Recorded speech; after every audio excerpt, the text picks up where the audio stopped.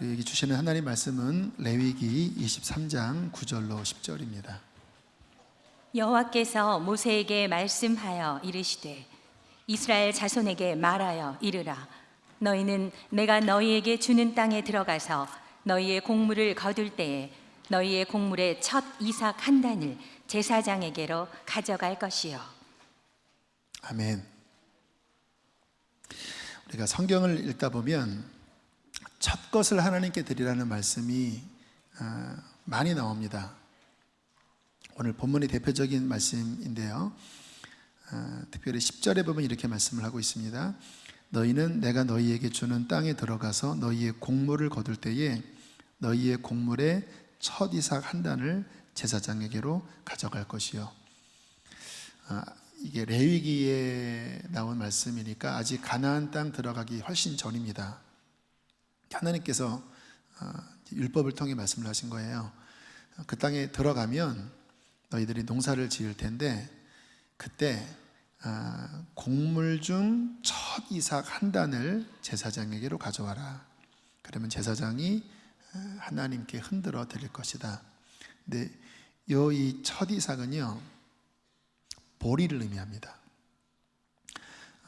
우리나라도 보릿고개라고 해서 이제 처음 작황이 거의 보리잖아요. 그래서 추운 겨울 지나서 이제 첫 보리 때까지 견딘다. 그래서 거의 아마 전 세계에서 사계절이 있으면 처음 거두는 곡식인데 이게 보리를 의미합니다. 보통 보리를 3월에 심어서 4월경에 거둔다고 하는데 이스라엘에서 그 3월에서 4월 사이는 그 이스라엘 절기로 유월절을 의미합니다. 유월절. 4월달. 우리 유월절은 개신교는 부활절과 연결되는 절기죠.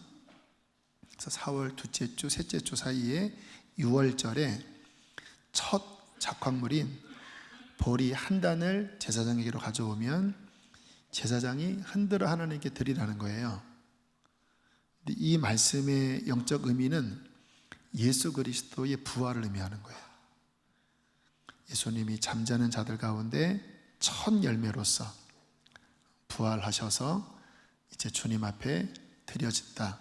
그래서 이 말씀대로 주님께서 바로 요때 유월절 안식 후 첫날 부활하심으로써 첫 열매, 죽은 자의 부활의 첫 열매가 되신 그 말씀을 이 안에 담아두고 있고요. 이제 6월절이 지나면 첫 이삭을 드린 다음에 7조를 계산합니다. 그러면 7, 7이 49죠. 그 다음 날이 50일째 되는 날 밀추수가 있습니다. 유대력 이 기간은 우리나라로 한 양력으로 6월 초중경이에요. 그래서 지금 우리가 지키는 맥추절이 정확하게 보면 6월 둘째 주경입니다. 그때는 이제 밀추수인데 출애굽기 23장 16절이 이렇게 말씀을 하고 있습니다. 함께 읽겠습니다. 시작. 맥추절을 지키라. 이는 내가 수고하여 밭에 뿌린 것에 첫 열매를 거둠이니라. 그러니까 오늘 본문과는 좀 달라요. 이것은 밀추수인데 이스라엘 주식이 밀이다 보니까 이제 본격적인 추수, 본격적인 하나님 앞에서의 첫 열매는 실은 맥추절 6월절 후에 50일째 되는 날이라고 해서 오순절, 이때가 이제 우리가 기억하는 맥추절입니다. 근데 또 신비한 거는 이 오순절 맥추절에 성령이 강림하시면서 교회가 탄생돼요. 우리 수지선언 목자교회가 맥추절 헌금으로 분립해 나왔거든요. 첫 열매, 성령이 오시면서 교회가 탄생된, 또 그 외에도 첫 열매에 대한 말씀이 많이 나오는데 출애굽기 13장 12절에는 이렇게 말씀하고 있습니다. 함께 읽겠습니다. 시작. 너는 태에서 처음 난 모든 것과 내게 있는 가축의 처음 난 것을 다 구별하여 여호와께 돌리라. 이제 곡식뿐만 아니라 짐승 중에서도 처음 난 모든 것, 내 가축의 태에서 처음 난 맛배는 하나님께 돌려라. 그래서 성전으로 가져오든 아니면 제물로 바쳐라 라고도 말씀을 하고 있어요. 이스라엘 민족적으로는요 12지파가 있잖아요. 근데 하나님이 가축뿐만 아니라 이스라엘에서도 첫 번째 아들은 하나님께 드리라고 했어요. 그런데 내가 각 가정의 첫 아들 대신 12지파 가운데 레위 지파를 내가 첫 아들로 받겠다 그랬어요. 만물로 받겠다. 첫 열매를 레위 지파로 대신하겠다. 그래서 이 레위 지파는 12지파에 속하지 않고 구별하여 성소, 성막, 성전, 성소에서 하나님 앞에 예배하는 자로, 그리고 하나님의 성막을 섬기는 자로 내가 첫 열매로서 따로 받겠다. 그러면 12지파 중에서 한 지파가 빠지잖아요. 그래서 요셉 지파, 요셉의 두 아들 에브라임과 므낫세가 그 12지파에 가입이 됩니다. 야곱이 마지막 죽을 때 축복할 때 보면 요셉에게 너의 아들을 내 아들로 삼겠다. 너는 2배의 축복이다.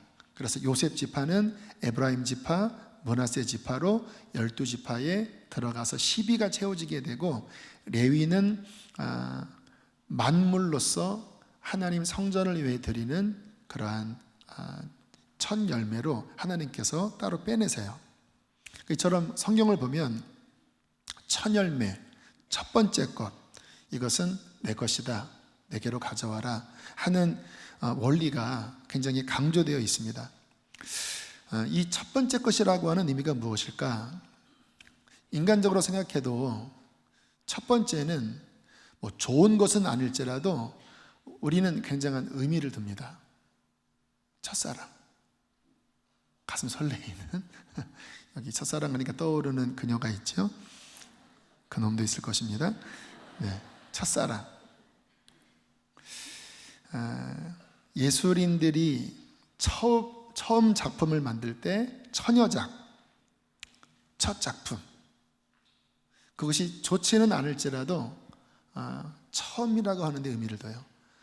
운동선수들, 야구 선수들은 첫 번째 홈런, 그 볼, 이런 것에도 의미를 두고, 직장인들은 첫 월급, 이런 부분에 상당한 의미를 두잖아요. 저 같은 경우는 고등학교 1학년 때 내 친구랑 같이 좀 일하러 돌아다니다가 처음으로 이제 그 노가다 공사판에서 벽돌 나르는 일을 하루를 하게 됐어요. 제가 그때는 깡 말라서 잘 안 써주더라고요. 그래도 어쨌든 이제 뭐 잘 얘기해서 하루 노동을 했는데 되게 힘들었습니다. 떼약볕 밑에서 하루 종일 벽돌을 나르는데 쉽지가 않더라고요.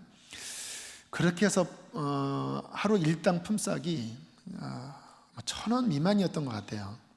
그래서 차 타고 집에 오지 않고 너무 돈이 아까워서 걸어오다가 너무 목말라서 쭈쭈바 하나 사 먹고, 그리고 500원짜리 받은 지폐가 있었는데, 그 당시에는 이제 500원짜리 지폐가 있었잖아요.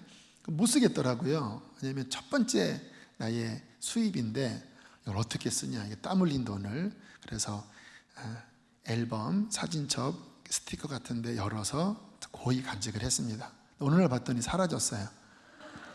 누나가 홀랑 까먹어 버렸습니다. 지금도 그 첫 번째 수입, 내 땀 흘린 첫 번째. 사람도 이 첫 번째 의미를 두는데 우리 하나님도 똑같습니다. 이 성경적인 의미에서 첫 번째는 으뜸이라는 의미, 제일 좋다라고 하는 의미, 또 머리, 시초라고 하는 그런 의미가 있습니다. 그래서 첫 예물을 드린다, 첫 이삭을 드린다, 이 의미는 나의 삶의 처음 것을 하나님께 드림으로 하나님이 나의 우선이시고 하나님이 내 인생의 먼저이시고 가장 좋은 분임을 저는 이 첫 예물을 드림으로 고백합니다.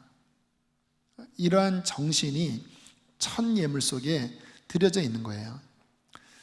여러분, 우리의 신앙의 기본 핵심 정신은 하나님을 우선 두는 거거든요. 그게 예배잖아요.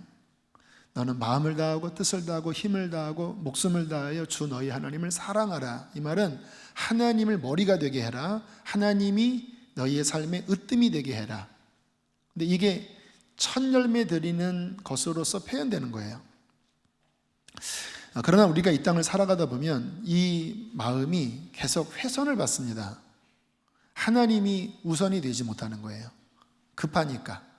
네, 먹고 사는 게 급하고 당장 내 자녀 돌보는 게 급하고 나의 삶에 여러 문제가 급하다 보니까 마땅히 하나님이 우선이 되고 하나님께 영광 돌려야 될 마음가짐에서 자꾸 세상이 앞서고 자녀가 앞서고 물질이 앞서고 내가 앞서면서 신앙의 근본 정신이 흐트러지게 되는 거예요.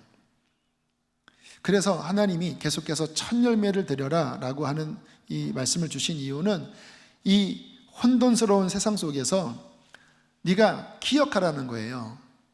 네 인생의 머리는 하나님이다. 너에게 이 소득을 주신 주인은 하나님이시다. 그래서 첫 것을 내 앞에 드림으로써 내가 복의 근원임을, 내가 너의 주인임을 기억하라 라고 말씀을 하시는 것입니다. 그러니까 이 첫 열매 신앙은 그 안에 있는 스피릿이 신앙의 아주 정수를 담고 있기 때문에 좀 우리는 매추절 하면 좀 낯선 절기잖아요. 그러나 그 안에 담긴 정신은 정말로 우리가 꼭 붙잡아야 될 정신인 것입니다. 성경을 읽다 보면 이 첫 열매로 하나님 앞에 예배드린다고 하는 말씀이 자주 나오는데 최초로 첫 열매 예배를 드린 자가 누군지 아세요? 아마 여러분 이 말씀 들으시면 좀 놀라실 거예요. 성경 초반부에 나옵니다. 처음 하나님 앞에 예배를 성공적으로 드린 아벨.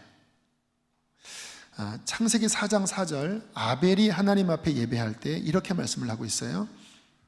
읽겠습니다. 시작. 아벨은 자기도 양의 첫 새끼와 그 기름으로 드렸더니 여호와께서 아벨과 그의 제물은 받으셨으나. 놀랍습니다. 아벨, 하나님 앞에 참된 예배자인 아벨에 드린 예배가 첫 예물 드리는 예배였어요. 아벨은 목축을 했잖아요. 그래서 양을 키웠는데 그 양의 첫 새끼와 그 기름으로 하나님 앞에 공경했다라는 거예요. 그러니까 아벨의 마음 안에 이 당시에 무슨 율법이 없던 시절 아닙니까? 그 마음 중심 안에 하나님이 내 기업의 주인이신데 그 기업의 첫 번째 소산물, 첫 번째 새끼를 이것은 주님의 것입니다 하고 주님 앞에 올려드린 거예요. 주님께서 이 아벨의 하나님 으뜸인 이 중심을 기쁘게 받으셨는지 여호와께서 아벨과 그의 제물을 받으셨다. 여러분, 언제나 예배는 그 사람의 중심에 달려 있어요. 아벨을 받으시고 그 아벨이 드린 그 예물을 받으시면서 아벨은 어떻게 보면 성경의 최초로 온전한 예배를 성공시킨 예배의 성공자가 됩니다. 근데 가인도 함께 예배를 드렸잖아요. 근데 성경에 가인은 이제 농사를 짓는 일을 했는데 성경에 하나님이 가인과 가인의 예배를 받지 않았다고 말씀을 해요. 창세기 4장 3절에 있는 말씀인데 아까 말씀을 드렸죠. 그 사람의 중심 태도를 통하여 하나님이 받고 받지 않고 하신다고요. 그러니까 뭔가 가인의 중심 안에는 하나님이 우선이 아니었던 것 같아요. 그리고 가인이 드린 곡식 제물은 아벨처럼 첫 것을 드렸다, 첫 단을 드렸다라는 말씀은 없고 그냥 자기의 소유 중에 곡식을 드렸다 이렇게 나와요.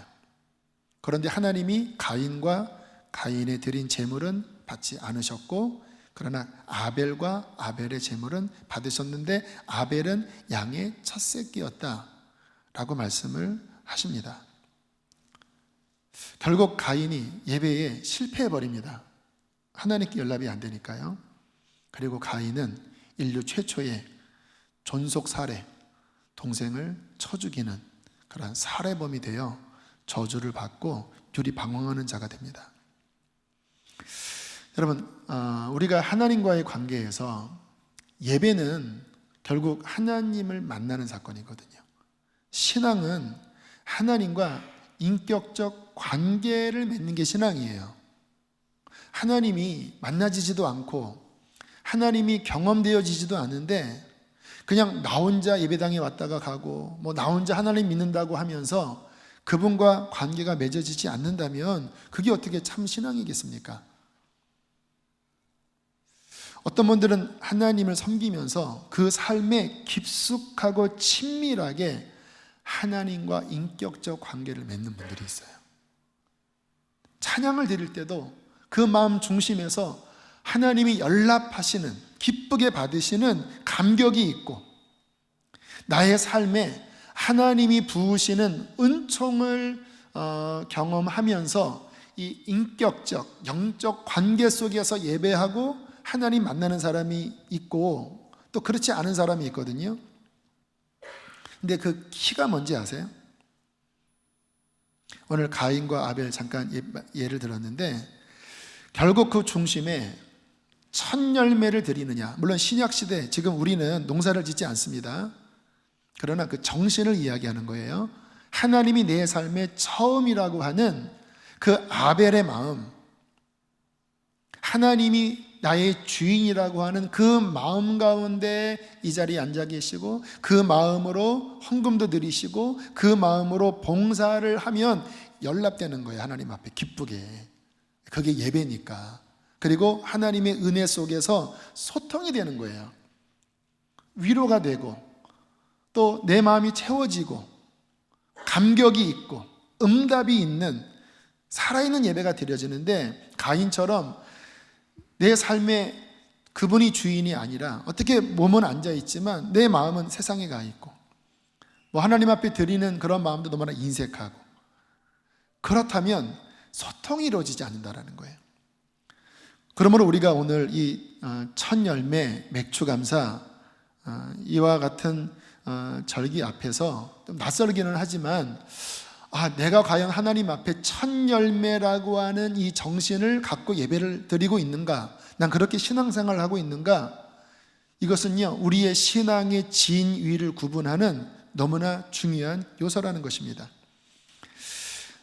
이렇게 첫 열매 신앙이 우리의 삶의 여러 영역에서 적용될 수 있는데 하루를 따져도 그래요. 하루를 따져도 오늘 하루를 하나님이 선물로 주셨습니다. 여러분, 어제 죽은 사람이 오늘을 얻고 싶어서 그렇게 몸부림치지만 쳤지만 어제 죽은 사람은 오늘을 은총으로 못 받았습니다. 그 말은 뭐냐면 내일이 우리 건 아니에요. 오늘 하루를 하나님이 살 수 있게 하셨다면 그것은 하나님의 은혜입니다. 그러면 첫 열매는 뭡니까? 나의 삶의 첫 시간을 하나님 앞에 드리는 것이겠죠.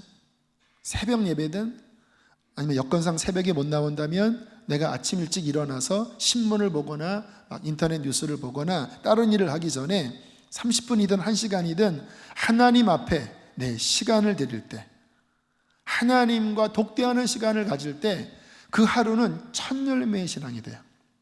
저는 신앙생활을 하면서 그 첫 시간을 예배로서 성공했느냐 못했느냐에 따라서 하루 전체가 결정되더라고요. 하루를 그렇게 주님 앞에 첫 시간으로 못 드리면요 그날 하루는 너무 정신이 없어요. 내 이 속 마음이 막 분주합니다.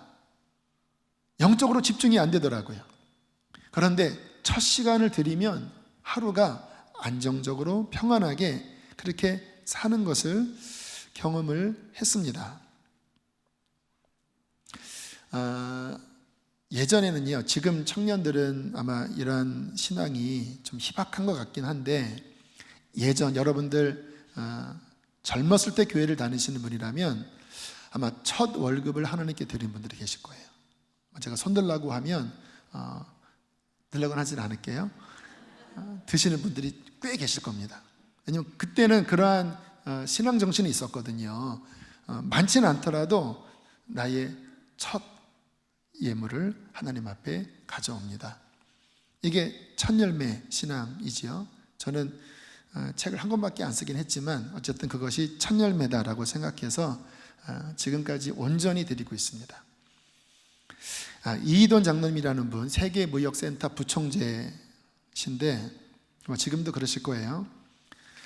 이분은 하나님 앞에 삶을 들이신 분이십니다. 미국 또 영국인가 아무튼 유학을 가셔서 경제학 쪽에 학위를 받으시고 그리고 이제 미국에서 탄탄대로가 열린 상황이었는데 이분이 내가 하나님을 위해서 공부한 건데 내 인생의 이 첫 출발을 선교로 헌신하겠습니다.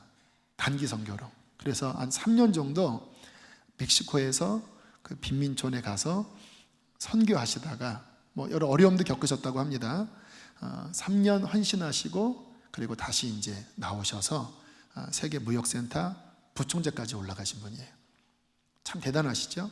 첫 열매, 내 인생의 황금 같은 첫 시간을 첫 월급 정도가 아니라 아예 첫 텀을 하나님께 드립니다. 나머지는 하나님이 알아서 하십시오. 주님께서 그분을 높이 사용하고 계십니다. 이 맥추감사주일, 우리가 농사를 짓지 않기 때문에 맥추가 뭐야 좀 이렇게 와닿지 않죠. 근데 이 맥추감사의 의미가 아까 드린 말씀처럼 내 삶에 있어서 첫 번째 소득은 무엇일까? 여러 영역에서 적용할 수 있어요. 그 믿음으로써 이 중간쯤 되는 이 시기에 첫 것을 기억하면서 올려드리라.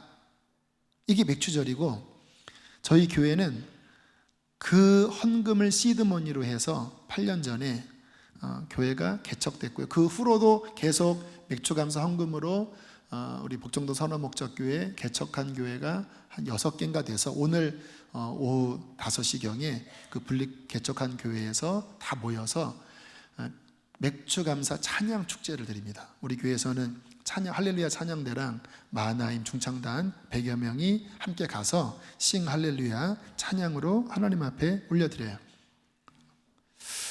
하나님의 마음을 이해하셔야 합니다. 주님이 우리에게 주신 것, 그분이 으뜸, 그분이 복의 근원이라는 것을 계속 인식하면서 첫 것이 내 것이 되지 않는, 하나님이 우선되는, 이것을 계속해서 확인하고 점검하고 그 첫 예물로서 하나님과 교제하는 신앙, 이 신앙을 기억해야 된다는 거예요. 이러한 신앙생활을 하면 성경에는 아름다운 약속을 주십니다. 시편 50편 23절에 이렇게 말씀을 하고 있습니다. 함께 읽겠습니다. 시작. 감사로 제사를 드리는 자가 나를 영화롭게 하나니 그의 행위를 옳게 하는 자에게 내가 하나님의 구원을 보이리라. 여러분 성경을 읽어보면요, 그러한 온전한 감사를 하나님께 드리면 하나님은 영광을 받으신다는 거예요. 물론 먼저 하나님이 우리에게 주신 거예요. 그런데 하나님이 주신 것을 내가 다 취하지 않고 마땅히 하나님과의 인격적인 관계 속에서 감사로 화답하는 게 이게 신앙이라고 그랬잖아요. 그렇게 하나님 앞에 감사로 화답할 때 하나님은 영광을 받으신대요. 왜요? 하나님이 주신 것을 기억하고 하나님이 주인이라고 고백하니까 영광을 받으신대요. 근데 영광을 받고 끝나는 것이 아니라 끝에 보니까 내가 하나님의 구원을 보이리라. 시편 50편이 이렇게 환난 중에 쓴 시거든요. 하나님의 구원을 보이겠다고 하는 뜻은 너의 삶에 막힌 것들을 내가 뚫어줄 것이고 너의 삶에 영적, 육적 돌파를 이룰 것이다. 언제? 감사로 화답할 때. 감사로 화답할 때 영적인 문이 열릴 것이고 감사로 화답할 때 전쟁에서 승리하게 될 것이다. 그래서 구약 성경을 보면 다윗 왕이 특별히 그랬죠. 하나님께 이 감사 올려드리는 게 풍성했는데 가장 강력한 강대국이 되었고, 열왕기 상하 또는 역대하 보면 그 유다의 왕들 이야기가 나오는데 지금 제가 드린 말씀의 관점으로 보면요, 어떻게 볼 수가 있냐면, 하나님이 주인 되지 않은 채 인색하면요, 나라 전체가 다 계속 깔아앉습니다. 적들이 쳐들어오고 농사가 망치고 기근이 찾아오고. 근데 반대로 하나님 앞에 찬양하고 경배하고 주님 앞에 드려야 될 것들을 온전하게 드리면 그 나라 전체에 하나님의 복이 부어지는데, 적들을 막아주시고 하는 모든 일이 형통하게 하시면서 막 일어나요. 근데 그 일어나는 핵심에는 하나님께 드리는 감사의 제사, 마땅히 드려야 될 합당한 화답 속에서 하나님과의 아름다운 소통, 축복의 선순환이 일어나는 것이 성경에서 보여주는 하나님의 축복이에요. 그래서 잠언 3장 9절로 10절에는 친히 이렇게까지 말씀을 하셨습니다. 함께 읽겠습니다. 시작. 내 소산물에 처음 익은 열매로 여호와를 공경하라. 그리하면 내 창고가 가득히 차고 내 포도즙 틀에 새 포도즙이 넘치리라. 너희의 재물, 너희의 소산물 중에서 그래 내가 으뜸이 되도록 한번 해봐라. 그러면 그 나머지 것들, 처소산은 많지 않아요. 좋지도 않을 수도 있습니다. 그러나 으뜸이잖아요. 하나님이 으뜸이라는 고백이잖아요. 그러면 내가 그 나머지 것들에 대하여 내가 나의 복으로 감싸줄 것이다. 여러분, 진짜 복은 뭐냐면요, 하나님이 내 삶의 주인 되어 관여하시는 거예요. 내 기업이든 내 자녀든 나의 인생의 꿈이든 많은 게 복이 아니라니까요. 그러면 하나님 믿지 않고 세상 재벌이 복 받은 사람인가? 그게 아닙니다. 하나님과의 관계가 형성되어 있고 하나님께로부터 인정이 있고 하나님이 그 삶의 주인이시라면 기억하십시오. 세상이 흔들려도 하나님이 지켜주십니다. 근데 이게 없으면요, 쭉 올라가다가 한 방에 다 가요. 한 방에 가요. 그런 사람 되게 많습니다. 한 번에 그냥 날아가는 일이 얼마나 많은지 몰라요. 감사의 선순환, 첫 예물의 아름다운 선순환, 이와 같은 신앙이 참된 신앙인데, 안타깝게도 많은 사람들이 이러한 영역에서 마음이 쪼들려 있는 분들이 많이 계셔요. 물론 이제 환경이 어렵고 또 여러 가지 이유가 있겠지요. 그러나 제가 아까도 아내랑도 이야기했는데, 하나님과의 이 물질관, 이 물질의 영역에서 분명하게 지켜나간다면 하나님은 분명히 지키시고 채우신다. 그런데 우리가 마음이 쪼그라들어서 인색한 마음을 갖고 분명히 주님이 주신 건데, 그리고 다시 올려드려야 순환이 되는 건데, 여기에서부터 막히면서 그 삶의 여러 영역이 쪼그라드는 경우가 있어요. 물론 이제 주님의 연단 중에 있는 경우도 있지만 11조도 같은 원리라고 볼 수 있어요.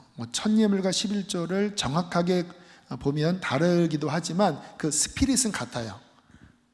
첫 열매, 주님이 주신 것 중에 10개 중에 하나, 당신이 주인입니다. 이게 11조인데 말라기 3장에 이렇게 말씀을 하고 있습니다. 우리 8절 9절 함께 읽겠습니다. 시작. 사람이 어찌 하나님의 것을 도둑질하겠느냐? 그러나 너희는 나의 것을 도둑질하고도 말하기를 우리가 어떻게 주의 것을 도둑질하였나이까 하는도다. 이는 곧 11조와 봉헌물이라. 너희 곧 온 나라가 나의 것을 도둑질하였으므로 너희가 저주를 받았느니라. 어떤 분들은 황당할 거예요. 내가 무슨 도둑질을 했다고. 여러분, 하나님 입장에서 보면 하나님이 다 주시는 거예요. 그리고 열의 하나는 다시 나에게 돌리면 내가 그것으로 나의 집을 윤택하게 하고 거기서 나오는 축복으로 인하여 내가 또 채워준다. 그런데 지금 이 이스라엘 안에서는 어떤 연유에서인지 몰라도 그 부분에 대해서 다치기 시작했습니다. 더 이상 하나님의 집에 안 채워졌어요. 근데 주님께서 말라기를 통해서 왜 내 것을 도둑질하느냐. 그러면서 주님께서 그로 인하여 너희 온 나라가 저주 가운데 있다. 이 저주는 뭐냐면요, 정상적으로 하나님이 주시는 복이 미치지 못하는 게 저주예요. 왜냐하면 하나님은 우리를 이미 복된 존재로 지으셨습니다. 처음 만드시고 복을 주시어 이르시되 생육하고 번성하여 땅에 충만하라, 정복하고 다스려라. 여러분, 존재 자체가 우리는 복된 존재예요. 하나님께서 그러한 하나님의 형상을 입은 자로서 물질의 영역이든 자연계의 영역이든 영적인 영역이든 하나님의 형상을 대표하는 그러한 피조물로 복을 주셨거든요. 그런데 하나님이 주신 이러한 놀라운 축복이 작동되지 못하도록 막아지는 게 저주예요. 이스라엘이 하나님과의 관계, 특별히 첫 예물 그분과의 관계에서 마땅히 드릴 것이 막힘으로 인하여 그 하나님의 복이 작동되지 않는 저주 속에 있다고 말씀을 하시는 거예요. 그러면서 10절로 12절에 이렇게 권면하십니다. 함께 읽겠습니다. 시작. 만군의 여호와가 이르노라, 너희의 온전한 11조를 창고에 들여 나의 집에 양식이 있게 하고 그곳으로 나를 시험하여 내가 하늘문을 열고 너희에게 복을 쌓을 곳이 없도록 붙지 아니하나 보라. 만군의 여호와가 이르노라, 내가 너희를 위하여 메뚜기를 금하여 너희 토지 소산을 먹어 없애지 못하게 하며 너희 밭에 포도나무 열매가 기한 전에 떨어지지 않게 하리니 너희 땅이 아름다워짐으로 모든 이방인들이 너희를 복되다 하리라. 만군의 여호와의 말이니라. 여기 계속 만군의 여호와의 말이니라가 몇 번 반복됩니다. 무슨 의미냐면 확실한 이야기라는 거예요. 내 이름을 걸고 이야기한다는 거예요. 온전한 11조를 드려라. 너의 삶의 모든 것이 다 내 건데 열의 하나 또는 첫 소출에 대한 내게 드릴 것을 온전하게 아까워하지 말고 또 막 망가지고 찌그러진 이런 거 말고 내가 주인이라고 하는 믿음으로 이 물질의 영역에서 하나님과의 온전한 관계를 맺어보아라. 그러면 내가 이미 너에게 준 복이 작동될 것이다. 하늘문을 열어 너희의 삶에 풍족한 것을 채워줄 것이다. 저희 교회는 헌금 설교를 진짜 안 합니다. 거의 안 해요. 그러나 제가 요즘 드는 생각이 뭐냐면 지금 우리나라 경제가 쉽지 않은 거 아시죠? 모든 지표가 다 지금 아래로 막 떨어지고 있고 더군다나 일본에서 그 수출품을 지금 묶으면서 우리나라 삼성 어려워지면 진짜 이 타격이 심각한데 이 반도체 이 소재 지금 일주일, 2주일분밖에 남지 않았다고 그래요. 심각한 상황입니다. 이 세계 경제가 이 같이 어려워지고 뭐 중국의 경제가 막 추락하고 뭐 이런 상황 되면 우리나라는요 이 수출 주도 경제이기 때문에 한번 이게 쓰러지기 시작하면요 이거는 재앙이 찾아올 수 있어요. 저는 목회하면서 그런 마음속에 어떤 준비도 하거든요. 어떤 상황이 올지 모른다. 이와 같은 시대에 저는 하나님으로 주시는 물질적인 권세, 물질적인 축복권이 교회와 우리 성도님들에게 있기를 바랍니다. 나 잘 먹고 잘 사는 게 아니라 하나님의 영광을 위하여. 진정한 복은 나눠주는 거거든요. 근데 주님께서 말씀하십니다. 네가 물질의 영역에서 너와 나와의 관계가 온전하면 내가 관여하겠다라는 거예요. 내가 채워줄 뿐만 아니라 여러분 삶에 참 문제는 뭐냐면 이렇게 새나가는 게 있습니다. 내가 열을 벌었는데 한 달을 지나고 보면 한 분기를 지나고 나면 이게 막 새나가는 게 있어요. 뭐에 막 문제가 생기고 무슨 뭐 벌금이 날라오고 뭐가 터져서 또 쭉 새나가고 누가 아파서 새나가고 그래서 분명히 열심히 돈을 모으는데 지나고 나면 쪼들려요. 그게 메뚜기 황충입니다. 기한 전에 소출이 떨어져 버리는 거예요. 열심히 일을 하는데 쌓여지는 것도 없고 못 누려요. 전도서에 열심히 일하지만 나는 못 누린다고 탄식한 사람이 나왔지요. 불쌍한 인생을 살아요. 근데 어떤 사람은 많이 버는 건 아니에요. 그런데 쌓여요. 그래서 나눠줄 수가 있어요. 그 마음 안에는 누림이 있어요. 왜요? 그 삶의 기업을 하나님께서 보호해 주십니다. 근데 그게 언제 가능하냐? 물질의 영역에서 하나님과의 온전함, 천열매, 마땅히 드릴 것에 대한 온전한 신앙의 단이 쌓아진 사람은 이 바깥에 뭐 경제적인 문제, 어떠한 풍랑이 인다 할지라도 그 뿌리가 하나님과 연결되어 있기 때문에 가뭄은 해도 그 잎사귀는 청청할 수 있어요. 저는 이 부분에 있어서 간증이 있는 사람입니다. 제가 몇 번 간증을 했기 때문에 다 아실 거예요. 저는 가난한 가정에서 태어난 사람이에요. 저희 어머님이 늘 빚을 많이 지셨습니다. 제일 어릴 때 제 마음 안에 그게 참 부담이었습니다. 어머니가 이 빚의 굴레에서 헤어나오지 못하는 거예요. 돈을 모아도 계속 우리 어머니는 마이너스가 더 많이 되는 상황에 제가 주님 만나고 특별히 이제 20대 때 성령 체험하고 11조에 대해서는 온전했거든요. 많든 적든. 근데 참 신기한 게요. 대학 입학하고 학교 등록금 내고 제 삶의 필요를 채우고 결혼하고 천목해 나가고 2001년 개척하고 지금까지 지내오면서 어떻게 채워진지 모르겠어요. 하나님께서 그때마다 순적하게 채우셨습니다. 더군다나 23살 때부터 제 마음 안에 주님이 주신 결단이 부모님 공경이 복된 길이니까, 또 부모님이 육신적으로는 하나님적인 위치니까 부모님께 10의 1조를 뗍니다. 23살부터. 또 이웃을 섬기는 게 복된 일이니까 내 수입 중에 또 다른 10의 1조는 이웃을 위해 섬기겠습니다. 밥을 사주든 구제를 하든 역전해서 누가 구걸 하면 또 거기서 모아둔 준에서 두면 되니까. 그래서 13조를 23살부터 해왔어요. 제 지갑에 물론 풍성한 재정은 없었습니다.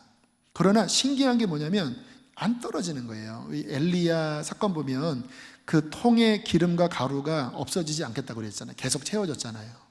그러니까 계속 필요하면 더 채워주시고 덜 필요하면 그만큼, 많이 필요하면 또 하나님이 어떤 손길을 통해 채워주시고. 그리고 개척을 2001년도에 했는데요. 교인 10명 정도 될 때부터 교회 재정이 11조를 선교 구제로 나눴어요. 교회 재정 자체를. 제가 그렇게 살았기 때문에 개척교회 할 때 도움을 받으면서 이미 돕기 시작했습니다. 한 두세 개부터 시작한 것 같아요. 근데 그 해에 그 첫째 해인가 둘째 해인가 지방에서요 다들 놀랬습니다. 어떻게 금방 이 교회 결산이 7천만 원이 되지? 어떻게 채웠는지 모르지만 채워주세요. 그리고 우리 교회 분립 개척해서 처음에는 이제 복정동에서 이제 재정적으로 독립이 안 됐기 때문에 제 사례를 그 해까지 계속 지원을 했는데 그 해 딱 정리했습니다. 더 이상 안 받겠습니다. 그 유 목사님이 좀 놀라셨다고 하더라고요. 이게 지금 무슨 일이냐고.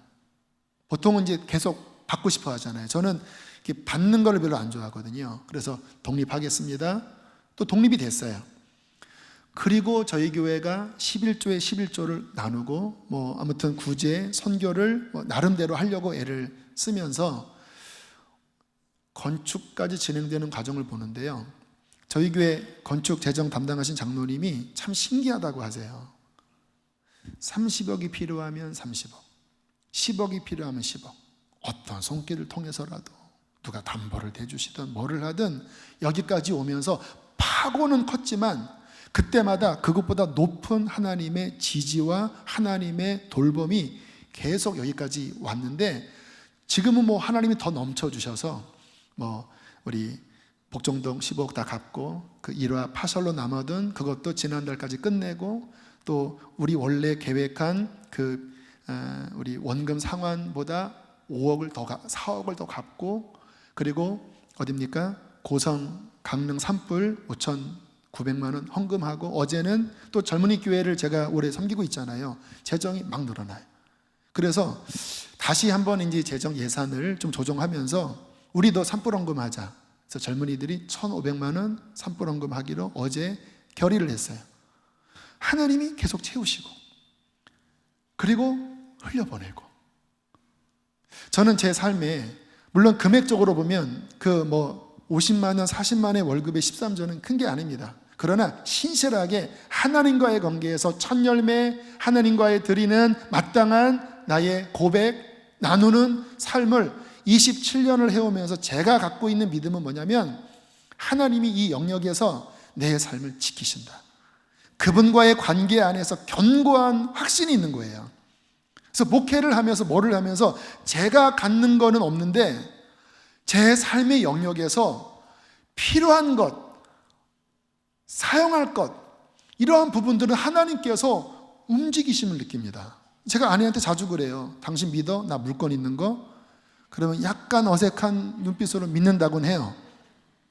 나는 믿는다고.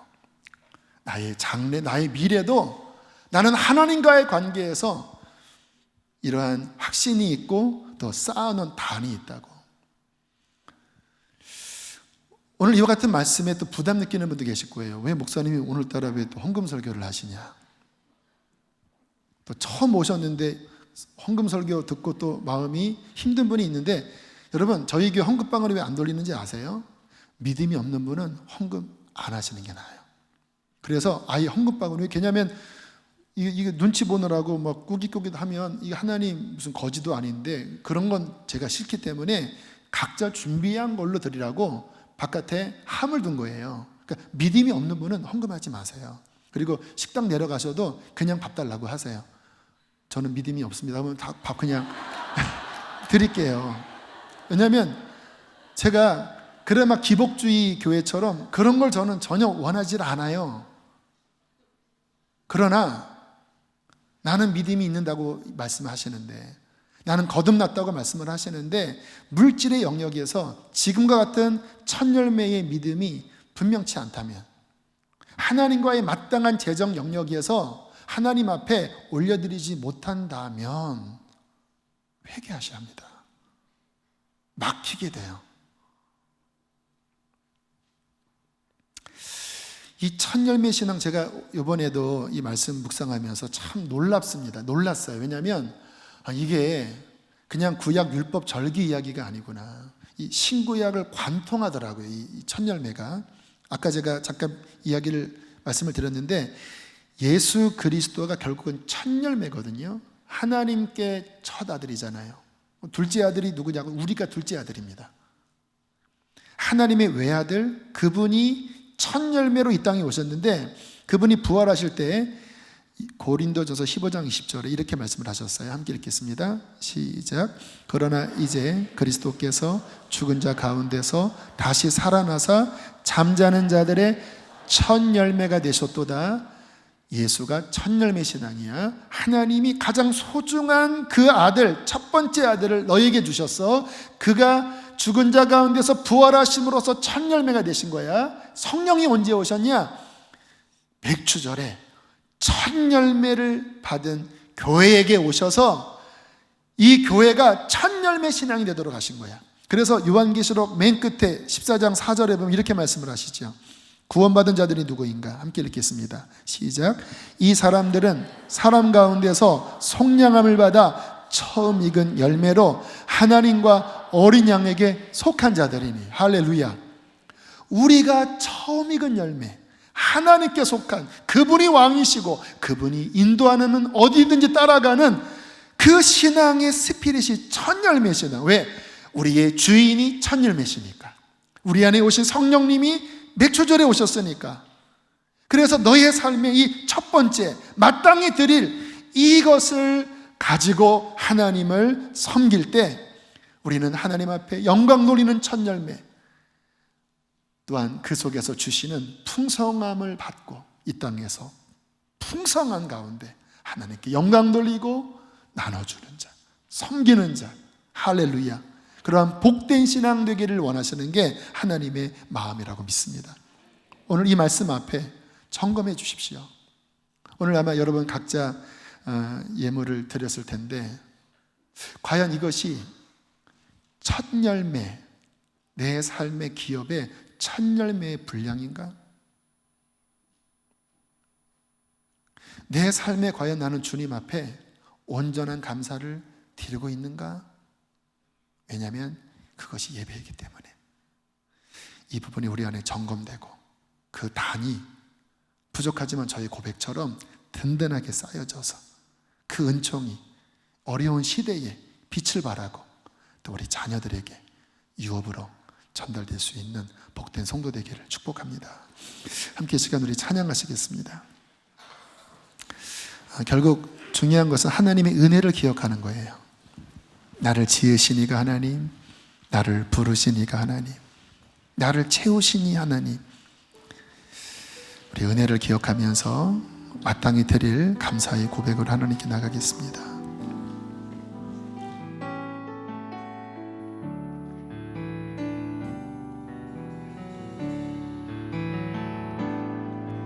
나를 지으시니가 하나님,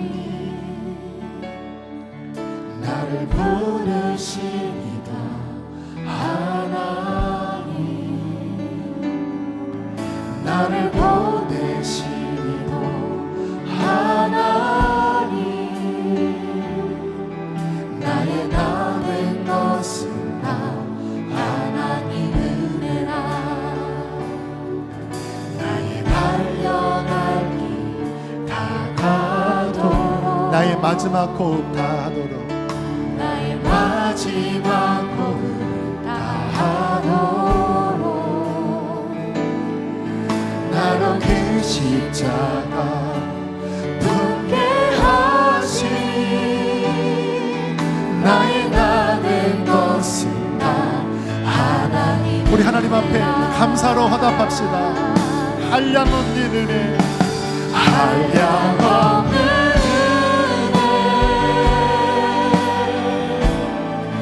갚을 길 없는 은혜, 내 삶을 애워싸는 하나님의 은혜, 나 주저함 없이 그 땅을 밟음도 나를 붙드시는 하나님의 은혜, 한량없는 은혜, 한량없는, 내가 잘나서 된 것이 아니라 나의 나 된 것은 다 하나님의 은혜입니다. 은혜, 내 삶을 애워싸는 하나님의 은혜, 나 주저함 없이 그 땅을 밟음도 나를 붙드시는 하나님의 은혜. 이 시간 기도하실 때 하나님, 정말 나의 모든 것은 하나님의 은혜임을 고백합니다. 마땅히 드려야 될 감사를 회복하여 주시옵소서. 인색한 마음을 다시 열어주시고 하나님께 감사로 화답하는 첫 열매 신앙 되어지도록 도와주시옵소서. 우리 주님 한번 부르시고 기도하시겠습니다. 주여